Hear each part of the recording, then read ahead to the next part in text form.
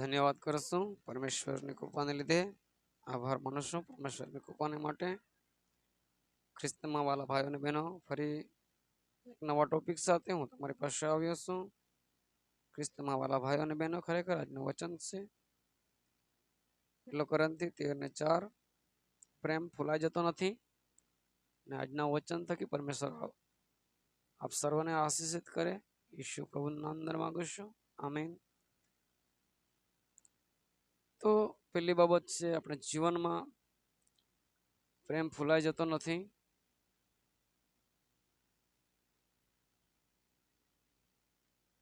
આપણા જીવનમાં ઘણા આશીર્વાદો આપણે પ્રાપ્ત કરીએ છીએ, કંઈક નવું નવું આપણા જીવનમાં થાય છે ત્યારે આપણે કદી પણ આત્મામાં જન્મેલો વ્યક્તિ કદી પણ ફૂલાઈ જતો નથી, કેમ કે દેવનો આત્મા એનામાં છે। અને એક યોગ્યતામાં એ રહે છે।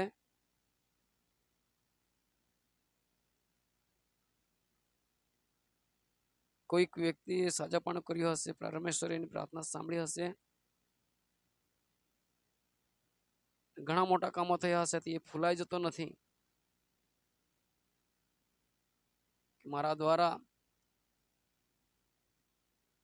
એક પોતાની એક નમ્ર અને દીન ભાવે એક પોતાની સાક્ષી આપે છે કે હું આ પ્રકારનો વ્યક્તિ હતો, પરમેશ્વરનો પ્રેમ મારામાં છે, તેમના પ્રેમ દ્વારા આ બાબત થઈ છે અને પરમેશ્વરના નામને ઊંચું ઉઠાવે છે। કંઈક આશીર્વાદો આપણા જીવનમાં મળ્યા હશે, કદી પણ ફૂલાઈ જતો નથી। અને આશીર્વાદોને માટે એફએસી 1:3 પ્રમાણે એ પરમેશ્વરનો ધન્યવાદ કરે છે અને જીવનમાં એ ધીરજ રાખે છે।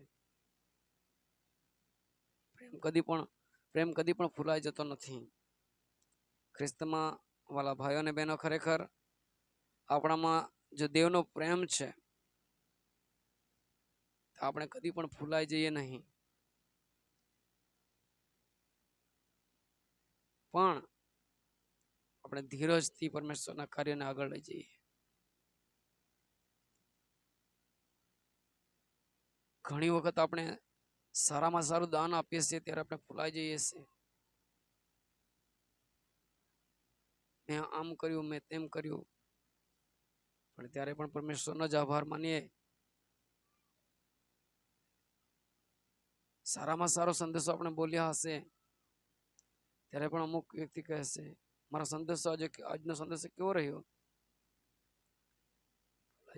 પરમેશ્વરની કૃપાના અંદર પવિત્ર આત્માના અગુવાઈ હેઠળ બોલી શકે છે, માટે ધન્યવાદ કરશું।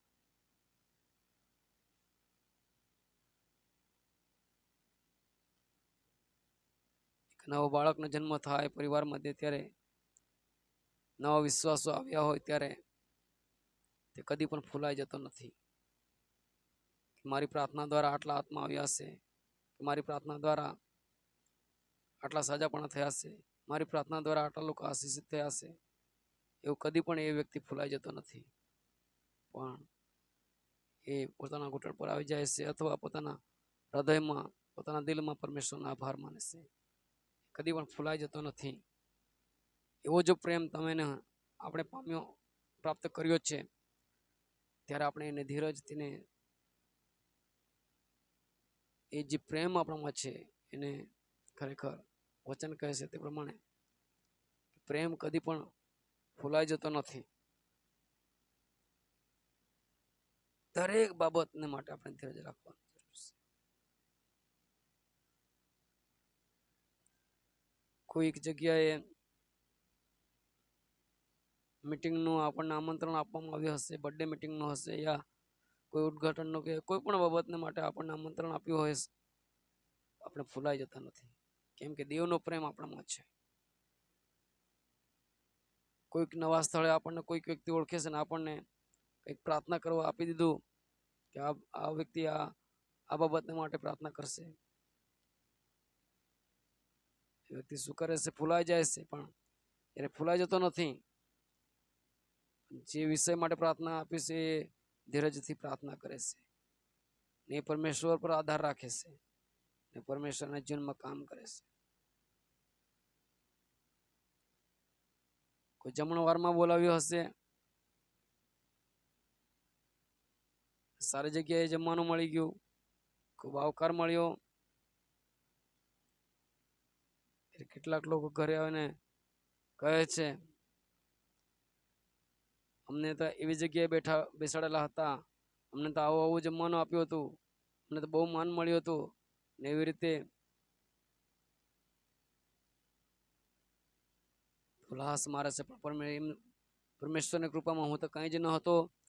મારા જીવનમાં એવું કદી કલ્પ્યું ન હતું કે આવું થશે મારા જીવનમાં.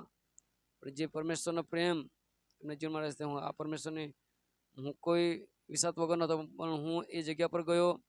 પરમેશ્વરની કૃપા દ્વારા માન સન્માન મળ્યું, સારી મેં કદી કલ્પ્યું ન હતું એવી રીતે આગતા સગતા કરવામાં આવી અને એમાં પરમેશ્વરનો ધન્યવાદ કરે છે ને ફૂલાઈ જતો નથી. ખ્રિસ્તમાં વાલા ભાઈઓ અને બહેનો, ખરેખર આપણા જીવનમાં કોઈ પણ નાનું કાર્ય હોય યા મોટું હોય, પણ આપણો પ્રતિભાવ કેવો હોય છે, લોકો આપણા જે ભાવ ઉત્પન્ન થાય છે આપણા જીવનમાં, જે આપણે કાર્ય કરીએ છીએ તે લોકો વાંચી જાય છે ને આપણા કરતા જ્ઞાની લોકો એનું નિરીક્ષણ કરી જાય છે. ત્યારે આપણું બોલવું કેવું છે, આપણે જોવું કેવું છે, આપણા મુખમાંથી શબ્દનો જન્મ આપણે કેવી રીતે આપીએ છીએ, એના પરથી લોકો આપણું પોતાનું તારણ કાઢી લઈ જઈ શકે છે. આપણે પોતે ખૂબ જ સાવધાન રહીએ અને આપણે કદી પણ કોઈ બાબત વિશે આપણે ભૂલાઈ નહીં જઈએ. મારા જીવનમાં ઘણી બધી બાબતો મેં જોઈ છે, પણ હું મારા જીવનમાં હું પરમેશ્વરનો આભાર માનું છું કે પરમેશ્વરે મને દરેક બાબતને અંદર આવકાર કર્યો હોય, સત્કાર કર્યો હોય, કપડાં આપ્યા, જે કંઈ મારા માટે કર્યું અત્યારે હું કદી પણ ફૂલાઈ નહીં ગયો. હું પરમેશ્વરનો ધન્યવાદ કરું છું. તેમણે મને એ સમજ આપી છે. દેવનું વચન કહે છે તે પ્રમાણે 1 કોરિન્થી 3:13 ને 4 અંદર પ્રેમ ફૂલાઈ જતો નથી.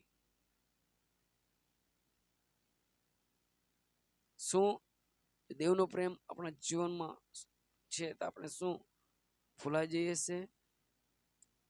આપણે સાવધાન બની જઈએ. જે લોકો ખ્રિસ્તમાં દેવના આત્માને પ્રેરણા પ્રમાણે ચાલી રહ્યા છે, તેઓના માટે હું પુષ્કળ આભાર માનું છું. તેઓના માટે હું પરમેશ્વરનો ધન્યવાદ કરું છું. દેવ પિતા પરમેશ્વર આ વચનથી તેઓને દિન પ્રતિદિન દરેક ક્ષેત્ર અંદર તેઓ ફૂલાઈ નહીં જાય, પણ વાલાઓ તેઓ દિન પ્રતિદિન વૃદ્ધિ પામે અને પરમેશ્વરના કાર્યને લઈને ચાલે એવી હું ઈચ્છા રાખું છું, એવી આશા રાખું છું પરમેશ્વર પાસે. આ પૃથ્વી પર આખી દુનિયાભરના આખા વિશ્વભરના અંદર પરમેશ્વર પસંદ કરેલા લોકો તેઓ કદી પણ ફૂલાઈ જાય નહીં અને એના જે ઉદ્દેશ્ય અને હેતુને માટે પરમેશ્વર પસંદ કર્યા છે તેમાંથી પડી નહીં જાય, પણ પરમેશ્વર એને દિન પ્રતિદિન વૃદ્ધિ પામે આગળ લઈ જાય એવી હું આ વચન થકી પરમેશ્વરને વિનંતી કરું છું અને આશા રાખું છું. આજના વચન દ્વારા પરમેશ્વર આપ સર્વને આશીષિત કરે. આપણા પરિવારને, પત્ની, બાળકોને, મળીના દરેક સદસ્યોને પરમેશ્વર આશીષિત કરે અને દિન પ્રતિદિન આપના દ્વારા પરમેશ્વર મહિમા પામો. વાંચેલા વચન પર પ્રભુ આશીષ આપો. Amen, amen.